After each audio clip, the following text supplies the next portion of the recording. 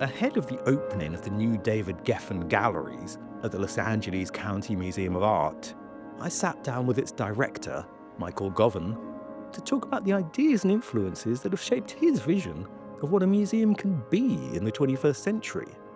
Govan is one of the most influential museum leaders of his generation.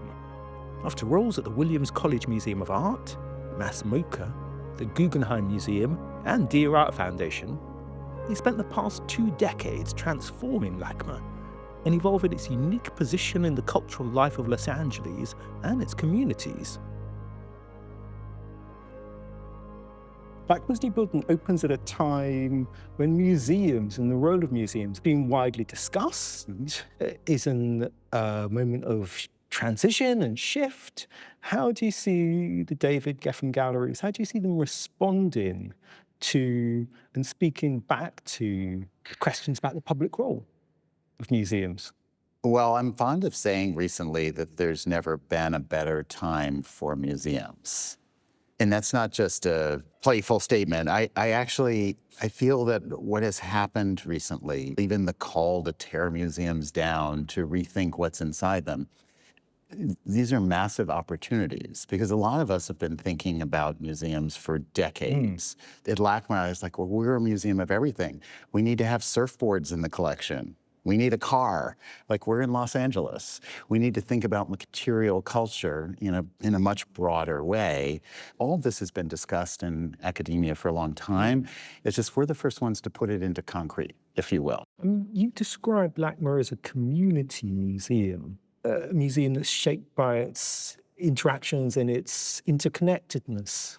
We live in hybridized cultures. And isn't that amazing?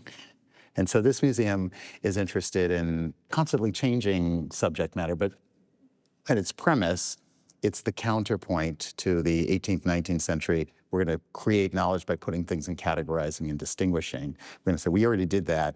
Now we're going to figure out how it is we are who we are and what we're going to become because we're now a product of this interconnected world through migration and through communications. So, utopian vision. I don't know if it's utopian, it's just reality.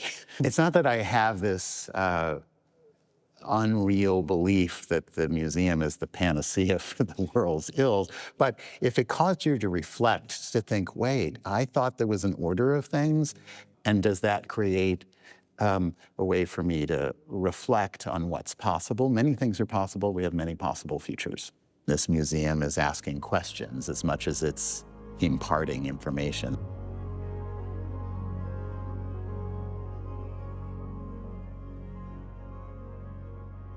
If I can invite you to think about ideas or experiences that have shaped you, not necessarily visually art related, we can go to other spheres of culture. Okay, well, I can start with one. I was pretty young, and I was working at the Williams College Museum in Menorca, and we were working with Count Ponza di Buono, a famous Italian collector, collected early on before anyone else was collecting like mini Rothkos and artists that he loved. And after he collected that generation, he moved on to what is commonly referred to as minimalism. He invited artists to intervene and create works in his villa in the north of Italy. Those artists were from Los Angeles, James Turrell and Robert Irwin, Maria Nordman, who was also in LA. They were making art with light in different ways. So when you went to the villa, he would bring you into a room that was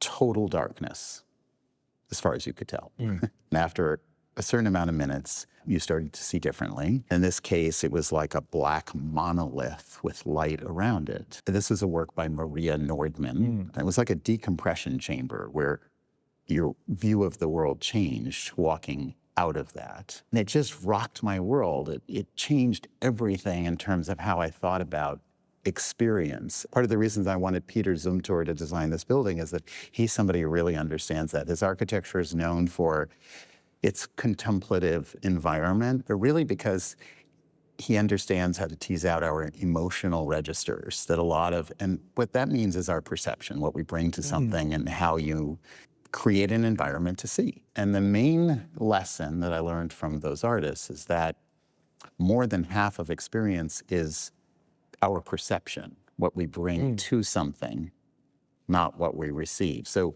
we meet things in the middle. It's really fascinating.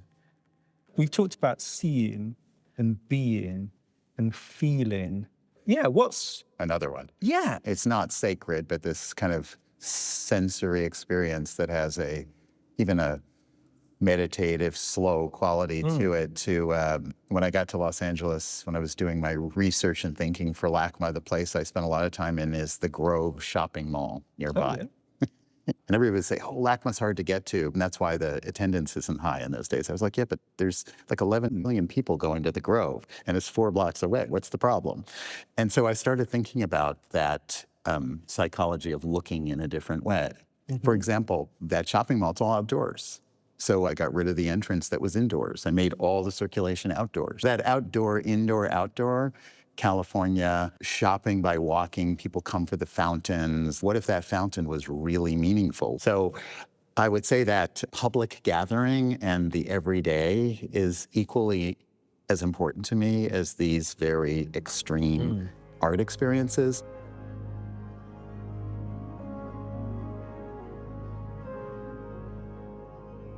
Let's talk about the Genesis talks for a moment. So these are talks that are engaged in art and dialogue, ideas and relationships, ideas and interconnectedness.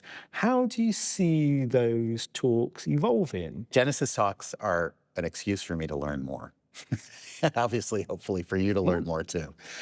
I have lived long enough and have had enough relationships with artists and creative people that hopefully I'm in a situation where I can maybe ask more probing, complex questions than when I was 20.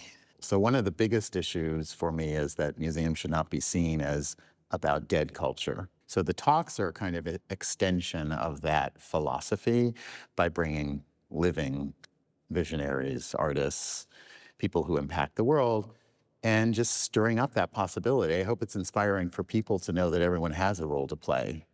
Everyone is creative. Everyone can impact the world. All these artists and thinkers have done it differently. There's no formula.